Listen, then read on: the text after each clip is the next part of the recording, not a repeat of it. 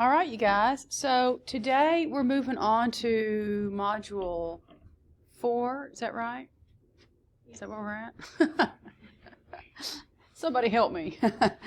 We're moving on to module 4. So we're going to talk about the components today. And we're really just going to spend pretty much one day on this. So I'm going to do some speed talking, try and get us through this. There's really not much to do for the hands-on demonstration part. I do have a couple of files if we have time. I was just going to show you some simple clipping path techniques for some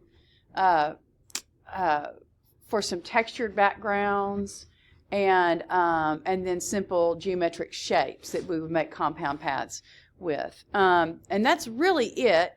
I do have a large file that I'm working with today.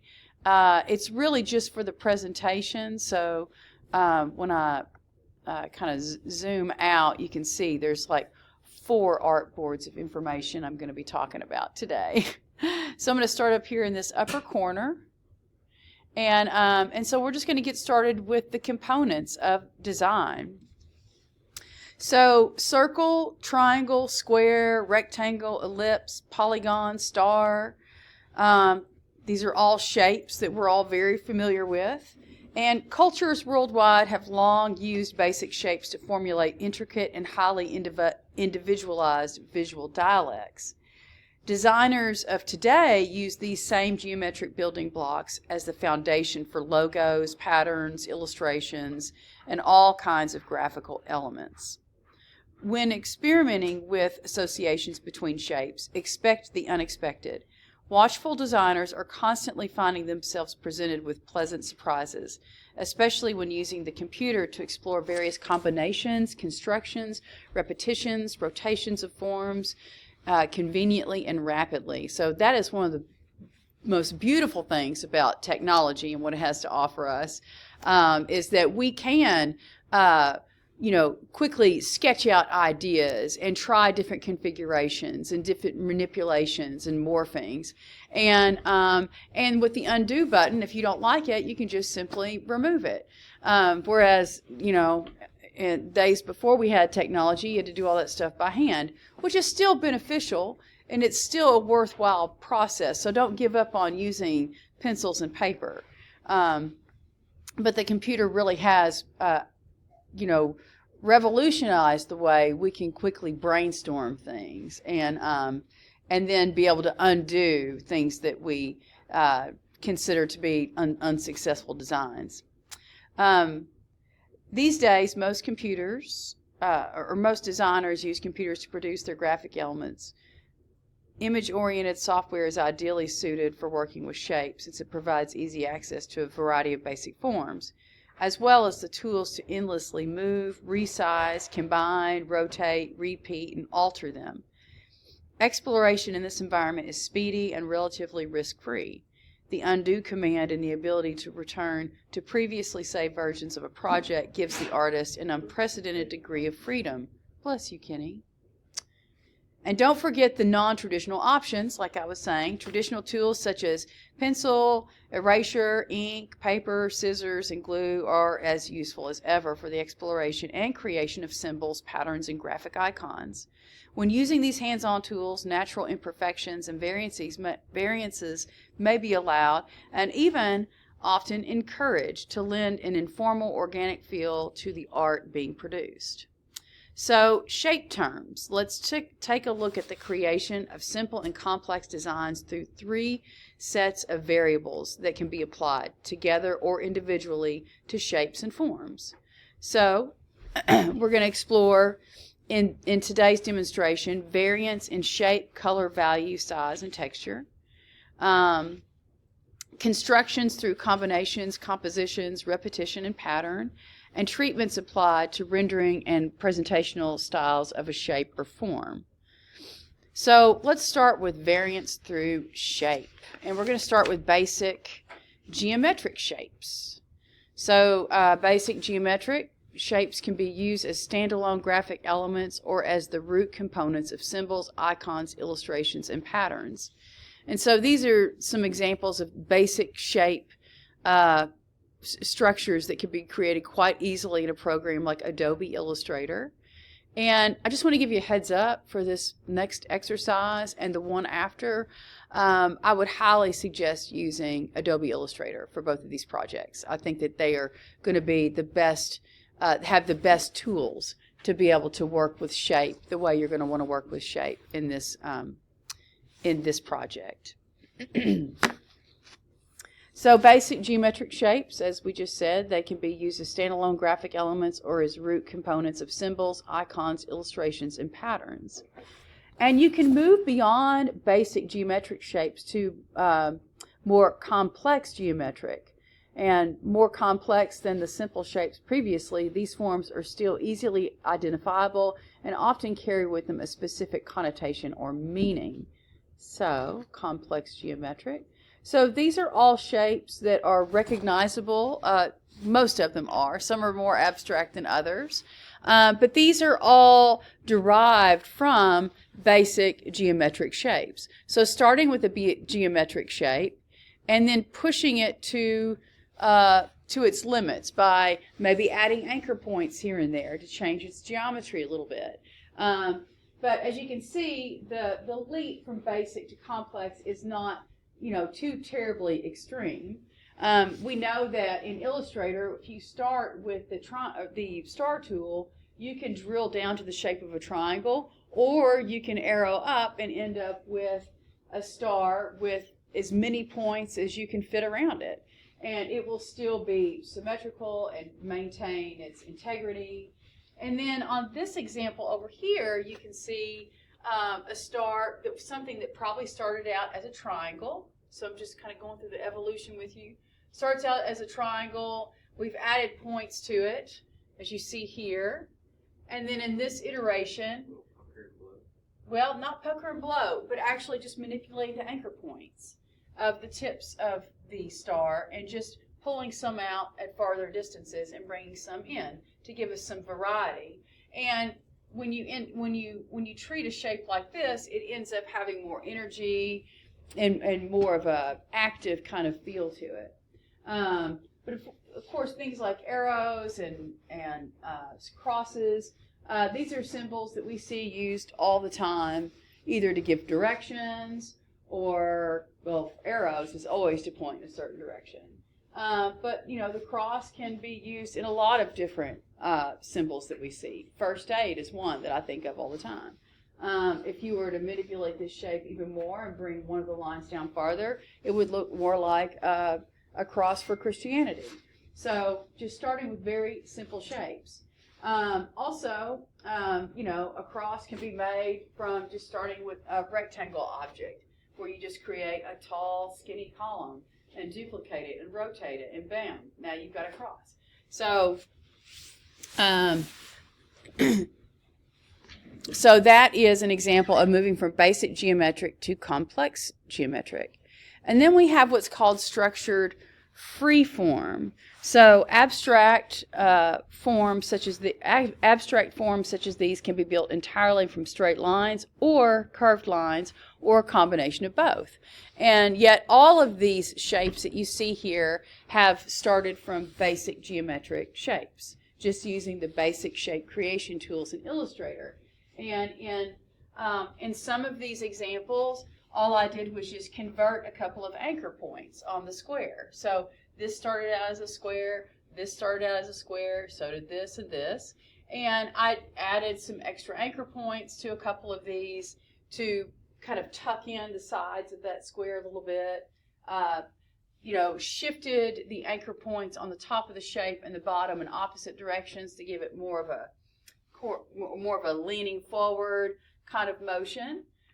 With these shapes here, started out as squares as well, but I converted the anchor points on opposite corners to turn them into curved anchor points to create something that is beginning to take a turn more toward the organic and not so much basic geometric. And then I have some examples of taking geometric shapes like this one and this one and these and this one here and this one, and using the clipping mask process, or using the Pathfinder window to unite shapes or subtract shapes from a grouping of objects. And so when you think about, how complex this is, and then think about its humble beginnings, hopefully you can realize that you can achieve some rather interesting and sophisticated, sense of pattern and repetition. Or if you do enough of this, you can even apply things like texture through just simple shape. Random free form. Let's take a look at that. So a random free form and organic sorry, I just totally butchered that. A random and organic field defines these forms. Ripe with irregularities and free-flowing character, they can be used to convey themes of informality, action, and spontaneity. So again, most of these all started from basic shapes, and just continuing to manipulate the paths of those shapes and the anchor points of those shapes, I'm able to push those out way beyond just basic geometric shapes. And they're, just think about, creating a composition where you have to just focus on basic shapes, taking a very minimalist approach to design and starting with the most basic building blocks and building it out from there. Then we have literal freeform in this example down here. So this category contains recognizable letter forms, icons, and graphic images. Later on in this demonstration, I'll show you some examples of how some of these creations were made, starting with basic shapes. So like the airplane is made up of triangles and ellipses, and the snowflake, the line element, and arrows. The splat, literal free form. How do you guys think that you would achieve something like that in Illustrator?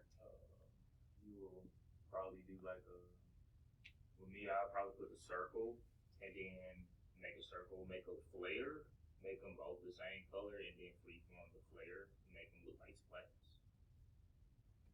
With the flare tool? Yeah. I mean, I guess. Or you can just. But how do you think I did that one? I would say put a circle and some anchor points around. There you go.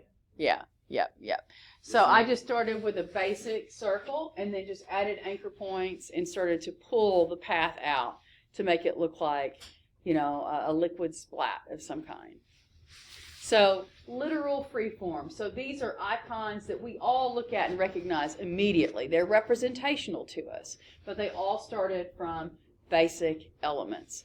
And I consider type elements even shapes. So we can do lots of interesting things with type elements. So now let's look at variance through color and value.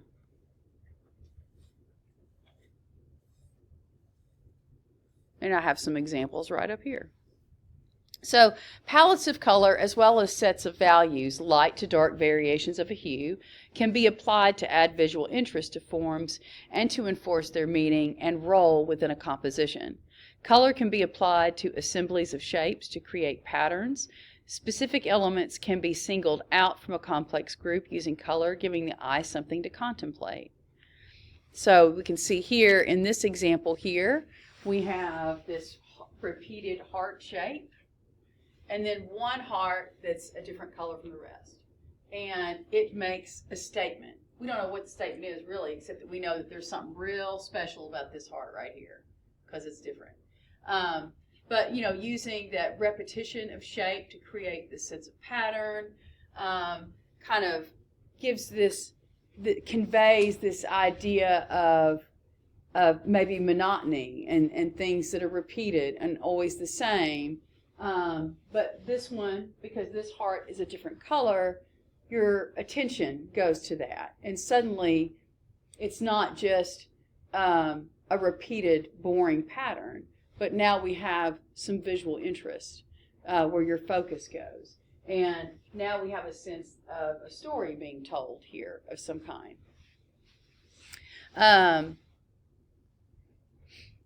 Colored stripes, gradations, and patterns can be applied within shapes to achieve a more dynamic presentation. Variations of a color's value can be applied to create a sense of dimension. So right here with this example, these are just simple shapes. If I just pull them apart, you can see that they all started from a square element, and with some manipulation and some skewing to kind of distort the sense of perspective, and then fit them together where I have something that looks like a three-dimensional object, but it's not just, it still would look three-dimensional if these were just, it's the shading.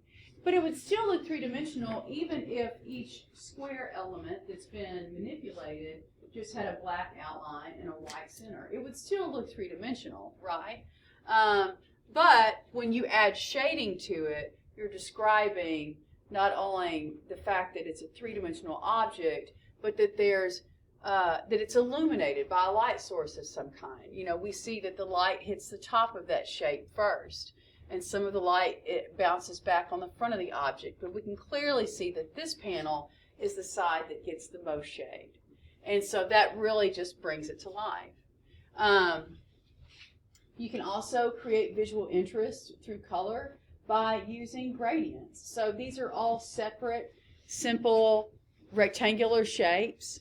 And not only does their shape or the size of these shapes change, going from thick to thin at the very top, but with each level, that hue is getting darker and darker. So it's the same hue, but just varying values of that hue to create a sense of volume and excuse me, and just make it more interesting. When we have bright complementary colors here, as you see here, what does that make you think of, the way they're stacked? And just the overall shape of it. As I was saying earlier with the other star example where the points were pulled out at different distances from the center, it gave it a feeling of movement, of excitement. It makes me think of the word pow when I see it. And that was just with a black starburst with no color assigned to it at all. But when you think about, dressing that up with complementary colors, it really brings a lot more life and excitement to that, a much more greater sense of energy. It makes me think of Batman and Robin? Yeah, me too. 1960s, like Yep. they had tights and stuff. Yeah, and they duke it out and pow, wham, yeah. Yep, I remember that. And then we have variants of shape through size. So clear variations in size can be used to lead the eye from one element to another, create intriguing associations between objects, infuse a composition with an active feel, and imply meaning, like a large element appearing to oppose on a much smaller element. So visually rich patterns and designs can readily be composed from a single graphic element, repeated, resized, and repositioned throughout. You can see examples of that right here. Varying the size of repeated shapes is an effective means of creating a standalone icon as well as elements for patterns and backdrops. So in this example, you can see that in some of these little elements probably look familiar to you because you saw at least the first iteration of one of these on a previous panel.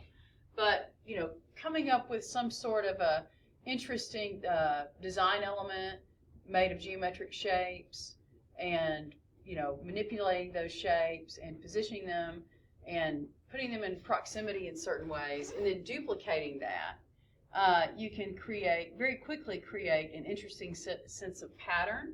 And I have it repeated in two places. So on this board, it's just that shape repeated over and over and over, but the size stays the same.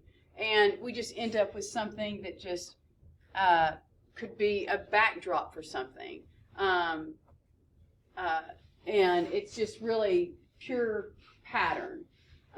Whereas on this side, each iteration of it, each duplication of that line of elements, the scale changes. And then when positioned in a certain way, it creates a shape that implies perspective, or things getting farther away from you in space, and also while creating kind of a sense of movement in that as well.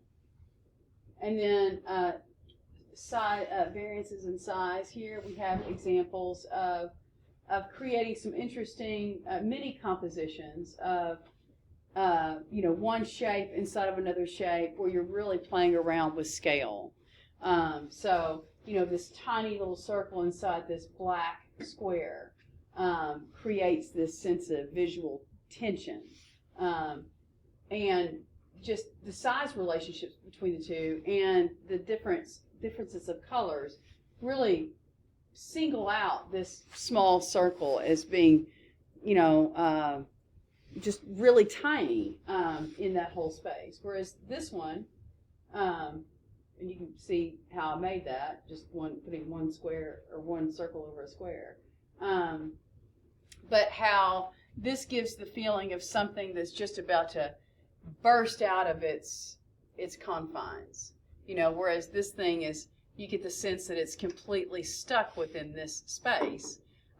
Whereas this one is so large that and the way I positioned it, where it seems to be kind of leaving the space too, just reinforces that idea, of that this object is crowding the space within that square. Then we have variances of texture.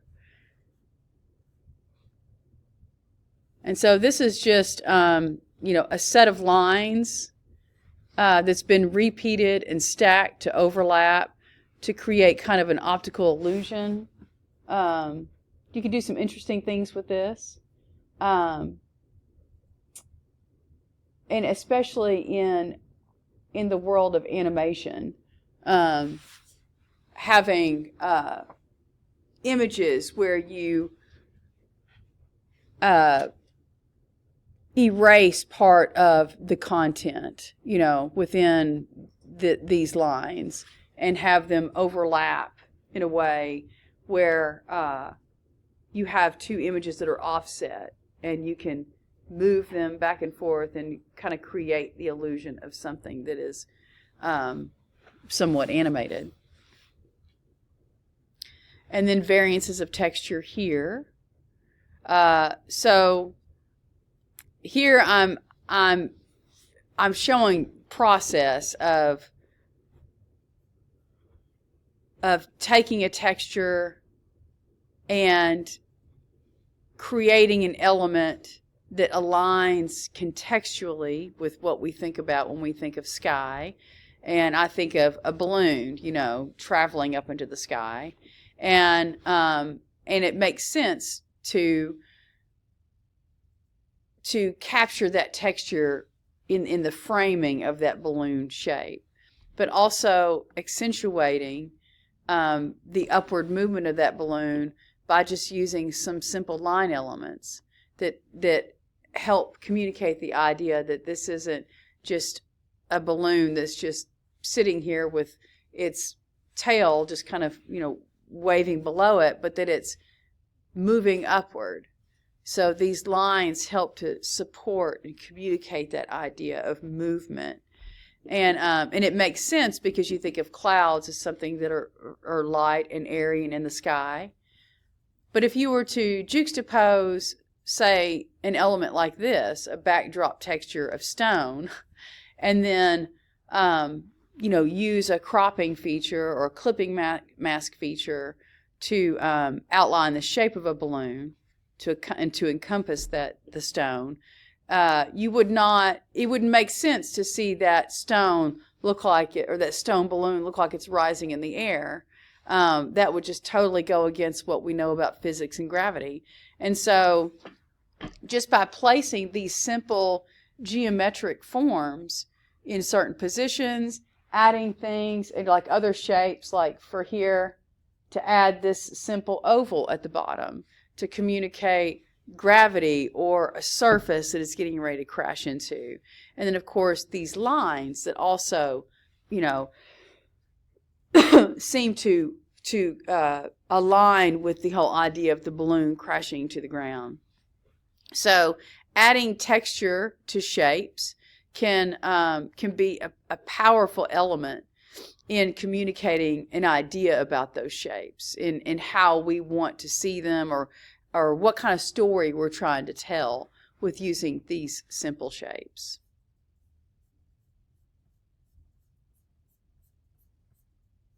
Now we have methods of construction and shape altering. So in this section, well, I'll read my notes first. Many logos are themselves constructions that begin with basic shapes. Shapes whose forms were colored, textured, altered, and adjusted until a viable icon revealed itself to the designer, presiding over their transformation. Many of the logos and graphic icons you see in the media were created using these simple methods of construction and alteration. Shapes can be joined, cropped, or punched, one shape subtracted from another, to create all kinds of new forms. And so here we see examples of unions and different examples of shape altering. So what I'm trying to communicate here is the steps. So what you see here is comprised completely of this shape right here. So I've used a tool called the Pathfinder tool to unite and punch and divide shapes depending on how I have them stacked. So this is really 5 squares here that are just overlapped in a certain way. So I have 4 squares that sit in the background, 1 square that sits right in the middle, kind of uniting them through their center corner points, and then using, I think what I used for this one was the divide tool, but honestly don't remember. But it was in the Pathfinder window. So it was one of these options where I was able to create kind of a subtraction of that combination of overlap shapes, so that the negative space takes on the color of this positive space of these objects, and the positive space of these objects take on the negative space in between these objects by creating, it might be subtract, that might have been what I used. Here's another example for union. Can you achieve that without using the Pathfinder? You can achieve that using the Pathfinder, absolutely, yeah. But it'll require more steps. Yeah. But if you're trying to do something special and the Pathfinder tool won't get you to that point, absolutely, you can do that. And how I would achieve this without using the Pathfinder tool is I would start with one of these squares, just like this, and I would take that anchor point right there and just bring it into the center point. Just basically invert that corner on itself. So now you've got one corner of that square built. And then you could take another square. Now this would require you to maybe take some measurements and in terms of the distance between where you want these squares to be. How did I do that? Did I move Or that down? could you just put a white square in front of 4 black squares? You could do that. You could there's like so many different variations of how to get to that point. Yeah, you could put little white squares here and leave what's left behind of the black square there. Or you could just have 5 very separate, free form shapes that you've manipulated from the basic square shape. We have other, I guess I need to do this over here. We have other examples. So these are union. So starting out with a square. So I can select these to show you how this was built. So I've got 4 circles and 1 square. And this right here would just be a union of bringing those together to create, this ornate kind of, looks kind of like, it reminds me of like an architectural embellishment of some kind. But using the Pathfinder feature, you can punch holes through these. You can decide the pieces that are left behind with the overlapping process, if that's all that you want to have left behind. So that's what we're seeing here. We're seeing this corner here and this corner here, and where it tapers, where the circles overlap. So that's what we're seeing here. You can can you guys see the remnants of where these are derived from? And then here we have the absolute opposite of that. So you can see that, it looks like it's just kind of inverted.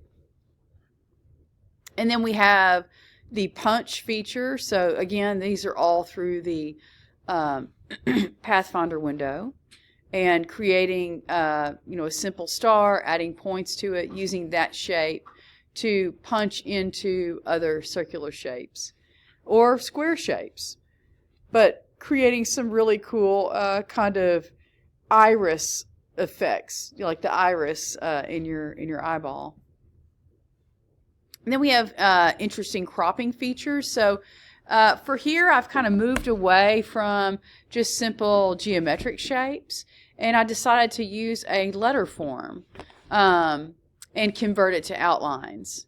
And then from there, I can, create, I could use that as a clipping mask to capture textures of other objects to fill in that space. And that's essentially what's happened here with these balloon elements. The exact same process. And also playing around with the same idea of converting type to outlines, and then using that type path as a clipping mask to create just a simple line texture within that letter shape.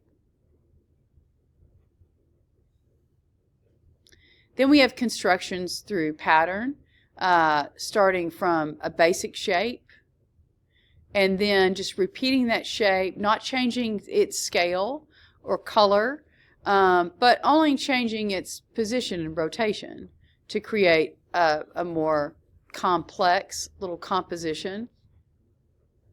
And then to just simply repeat that pattern and continue to build that out to create an interesting sense of pattern. Every time I look at these, I often think about like how wallpaper is made.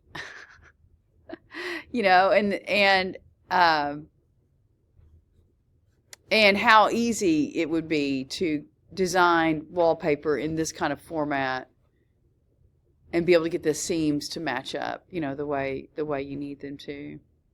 And then here's another example of what we saw previously up here.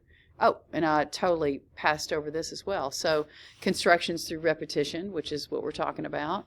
Again, just starting with the basic shape and then the evolution of that shape. Another approach, starting with that same crescent shape and just changing its direction, or pointing or changing the direction to where the points all point inward and placing them in such a way that it makes this kind of interesting wreath formation. But down here, again, starting with a simple shape and not even introducing any new shapes, just continuing with that same shape in ways of stacking it and overlapping, and then using different Pathfinder options to create negative, positive, and negative spaces, and then finalizing this composition to go on and repeat it over and over and over to make this kind of interesting lattice, which would make an interesting texture for a background. Now let's talk about construction with pattern and the randomness of pattern. So these examples, we've seen pattern, but in a very controlled repetition kind of approach. So we just see these mini compositions that get duplicated and repeated over and over and over, and we end up with just a consistent repeat of that pattern. In these examples, repetition and pattern are still the two dominating forces in these compositions. But now we're taking a little bit more of a random approach. And so you can see that I've used stars in the background as just kind of a backdrop. Think of it as kind of a wallpaper. And then creating these plane structures. So I'm showing here in this first step all of the elements that are used to create this entire composition here, all from basic shapes. So the plane obviously is built from some triangles and some ellipses, nothing more than that, and the background is created with a variety of stars. And as we were looking at color earlier, adding a color scheme to the backdrop with the stars just gives this a lot more visual interest and helps the planes to kind of stand out from the background. But we also have varying degrees of scale for these plane structures as well. But yet it still has a nice, consistent, even though it's random, it still has a very consistent approach to dealing with the components and the overall composition. This example is the same type of concept. And over here, this is the process. So it started with one arrow, this arrow right here. And through duplicating it and rotating it in different directions, I've ended up with this arrow or this snowflake here. And then by playing around with things like scale, so scaling this element down to be the center element and still using the same arrow element here to create larger, what would you call those? Well, not arrow. They are arrows, but for a snowflake. Arms, I don't know what you'd call those. The crystallization of a snowflake. But just still using that same arrow element to create some variety in the appearance of these snowflakes. So, no two snowflakes are the same. And so we have, even though they're all built of the same stuff, their appearance, varies. But we still have the consistency of the design elements. So we're not breaking from that consistency. But we are playing around with a more random approach. So different sizes of snowflakes and maybe a couple of different iterations derived from the exact same snowflake.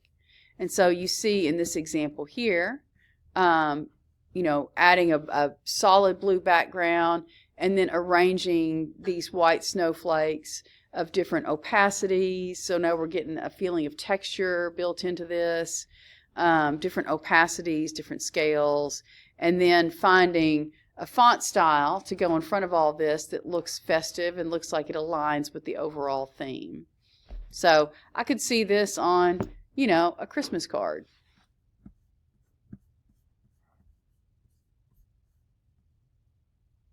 And then this is just kind of more of more examples of the same. So now we're seeing an evolution of this kind of pattern down here, where it's just the same geometric collection of shapes repeated to create a larger overall pattern. And now we are working with variances of color added to that to create an interesting background. All right, so those are variances of construction and how that all begins with basic shapes. So now let's talk about icons. Icons, images that exist between the realm of shapes and the realm of illustrations and photographs. So we all recognize dozens, if not hundreds, of the corporate icons that permeate our daily life. Graphic icons are the pop star of visual media. As designers, it is important to understand the power and influence that well-designed and properly presented images can have on their human audience.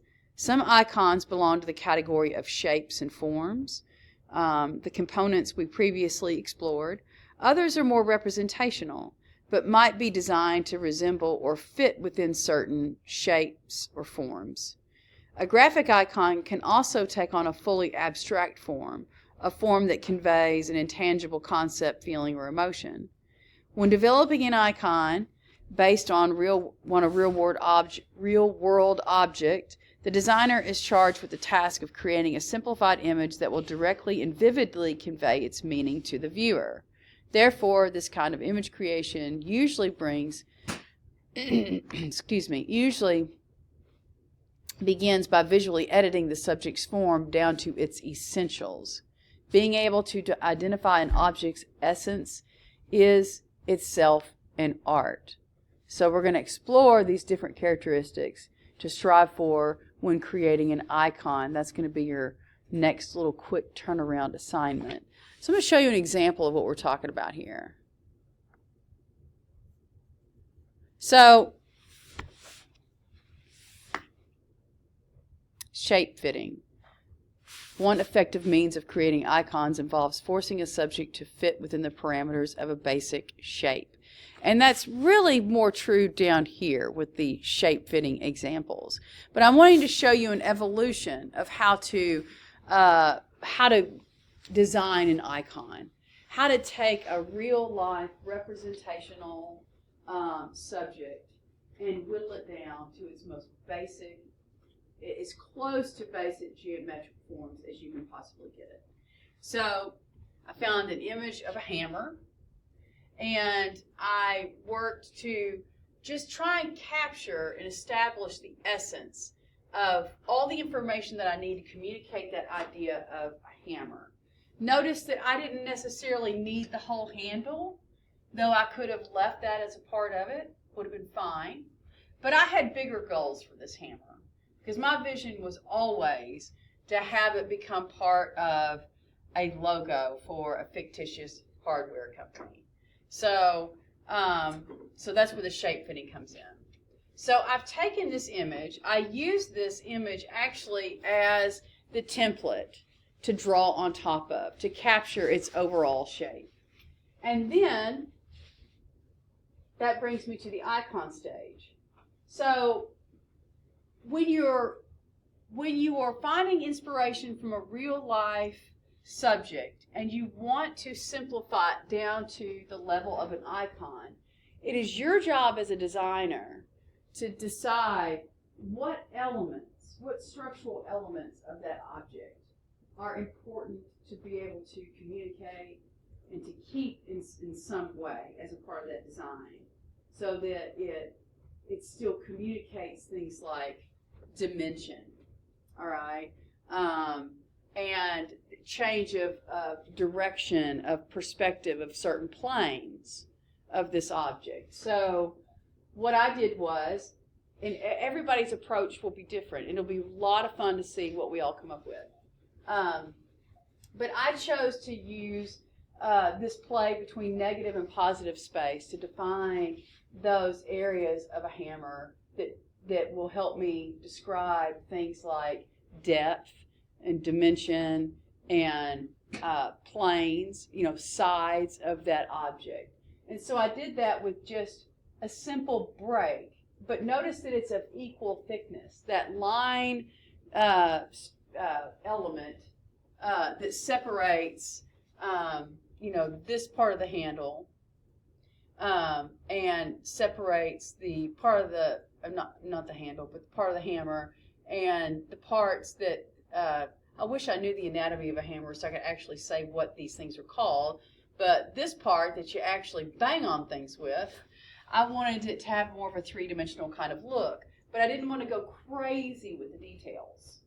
So I just wanted to give enough information so that when you look at it, you can look at it and go, oh, well, this is the side of the hammer that actually, is flat and hits the surface. And this is the, the side that, or the part of the hammer that connects the tip of it to the neck of it. And then this line here is purely there just to show a little bit of detail to give us a hint about the dimension, to let us understand that that this plane right here is facing us straight on, whereas this area back here where my arrow is, it probably dips and curves away from us a little bit in space to create the neck of that hammer. And then the same with these lines over here to define the front of the hammer. That's what this line does right there that I just moved. And then the line within there that shows the separation of that forked part of the hammer. So it's extremely representational, yet it's simplified to the point of being an icon. So this thing could be reduced down, scaled up, and used in a lot of different ways and still always be recognizable of a hammer. And then this approach here still very much looks like a hammer, but this is what I call simplification. We've gone way beyond icon, where we no longer give the viewer little hints of details, but now it's just a basic silhouette of a hammer, and we still recognize it as that form. And then in the next phase, I found a letter style for the letter G, and used this hammer right here to be a part of the G, the serif that creates that little shelf. So I shape fitted this icon to become a part of this letter G. So I did that by converting. You can convert this type to outlines if you want, or you can simply just, I think this one is cut in half, yeah. So you can see how I have that selected. Let me move my arrow out of the way. So that little hammer just sits on top of the letter G, like that. And I left its little other part of its hammer behind. And so I converted this G to outlines and got rid of the original serif part of the letter that kind of turns back on itself to make that G, and replaced it with the simplification version of that hammer to make it become part of that logo element. So in this next assignment, I want you guys to go and research a tool of some kind. It could be a hammer, it could be a wrench, it could be a screwdriver, it could be a light bulb. I even consider that a tool. But let's try and stay in that family, okay, of hardware tools. Go pick your favorite hardware tool and look at different examples of these tools. Really get a feel for what perspective is going to resonate most with people. So in other words, you don't want to try and do a hammer with it facing you. It's, there's no way to capture that, as an icon. You think about how our brains work and how we think about symbolism, symbols and icons.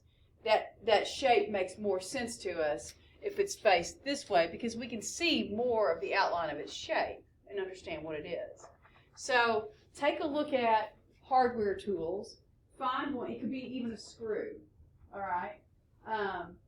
Nail might be a little too simple, but screws are good because they've got the threads that you have to, and there's some fun possibilities with that. So I want to see you create something that looks very much like this example here. It doesn't need to look any different than this. And I want to see an evolution starting from your subject piece, so that needs to be a part of the composition. I want to see what your inspiration was. And then I want to see you take this through 3 different iterations. All right? So I want to see you take it to the icon phase, where it's definitely simplified, but there's still enough detail in there that define certain, planes and details of the hammer to give you a sense of orientation and 3-dimensional properties of it. And then I want to see a total simplification of it, where it's just bare bones. All right? And then I want to see how you can translate that into some other element to make it fit, to make it be a part of it as a logo element. Now, my example, I used a letter. You're welcome to do the same, but if you have another kind of shape or form that you want to shape fit with that works contextually with your theme or your idea, go for it. But feel free to use a letter form as well if you want to play around with this idea. So that's your assignment for the components. So I ran through this pretty fast. I'll get this video uploaded later today, and I'll have the official assignment instructions just so you'll have those to refer to. And if you'd like, I'll be more than happy to upload these 2 demonstration examples that I used today in class as well, if you'd like to be able to open those up and look at them. Because with the bigger one here, you can go through and look at all of how they were built in the layers, and you can take them apart and dissect them. So that's a great way to really learn about, working with simple shapes and making them more complex through using these interesting features like clipping masks and the Pathfinder window. So that's it for this exercise. And then Wednesday, we're going to talk about conveyance of concept. And we're still going to be working with very simple icons for that next assignment. All right? So this gives you practice for the final assignment. You guys have a great day. Thank you. I hope I do too. I need to go get some more hot tea.